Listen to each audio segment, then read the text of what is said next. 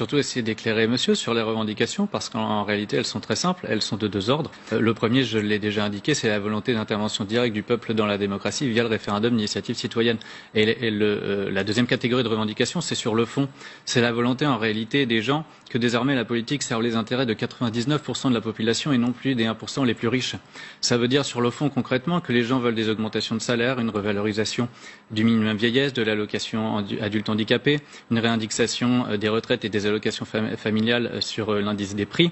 Et tout cela, pour financer tout cela, ce que souhaitent les gens, c'est que soient remis en cause tous les dispositifs fiscaux qui sont au bénéfice des 1% les plus riches, c'est-à-dire la réforme de l'ISF, la flat tax, l'exit tax et le CICE, capté pour moitié par les plus grandes entreprises de ce pays. Et je le dis, l'ensemble de ces cadeaux fiscaux, c'est 20 milliards en 2018, c'est 30 milliards en 2019. Mais est-ce que c'est vraiment, sur ce point-là, je me permets de vous interrompre, parce que ce sont vraiment des cadeaux fiscaux? Oui, bien sûr. Est-ce que c'est pas une aide aussi dont ont besoin les entreprises? Non, mais attendez, je vous réponds là-dessus parce qu'il y a toujours un amalgame qui est fait entre les petites et moyennes entreprises et les grandes entreprises. Dans les chiffres que je viens de vous donner, je vous ai dit la moitié du CICE est capté par les plus grandes entreprises.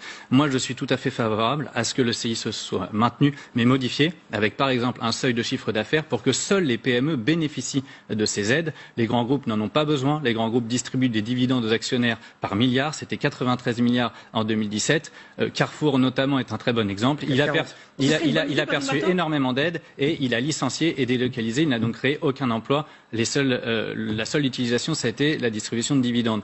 Et dont les PME. Ça serait une bonne idée, ça, le fait de revoir le CICE? Alors, écoutez, je n'ai pas perçu dans les mots d'ordre des gilets jaunes que je vois, mon entreprise est implantée en province, elle est implantée à travers 200 sites dans toute la France, elle a beaucoup de clients, professionnels, particuliers.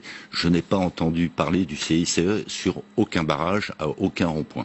Alors qu'il y a une récupération sur ce thème-là. Moi j'y suis, je peux vous dire, j'en ai beaucoup entendu parler. Pas à l'instant, monsieur. Et donc, je crois qu'il y a une forme de détournement de l'objet de cette colère, de cette révolte. Je le rappelle, à l'origine, quel est le sujet? C'est un sujet de pouvoir d'achat et notamment de prix du transport pour des populations qui ne bénéficient pas, pour différentes raisons, des transports en commun et qui, au fil des ans, se sentent délaissés par la nation. Mais monsieur, on n'a pas parlé du CICE. Mais bien sûr que si, il suffit de lire tous les cahiers de doléances qui circulent sur les réseaux sociaux, sur tous les groupes des Gilets jaunes, et vous verrez que le CICE, l'ISF, tous ces dispositifs fiscaux sont expressément mentionnés sur tous les cahiers de doléances. Il y a justement une homogénéité dans les revendications sur la remise en cause de ces dispositifs fiscaux. Que vous soyez dans le déni et que vous ne vouliez pas les voir, ça vous regarde, mais je peux vous assurer que les Gilets jaunes sont très conscients aujourd'hui des aides qui sont faites aux grands groupes, et ils voudraient que ces aides soient concentrées sur les PME, parce que ce sont les PME qui créent l'emploi, et dont les salariés et dont les PME, ce sont elles qui permettent l'investissement dans l'économie.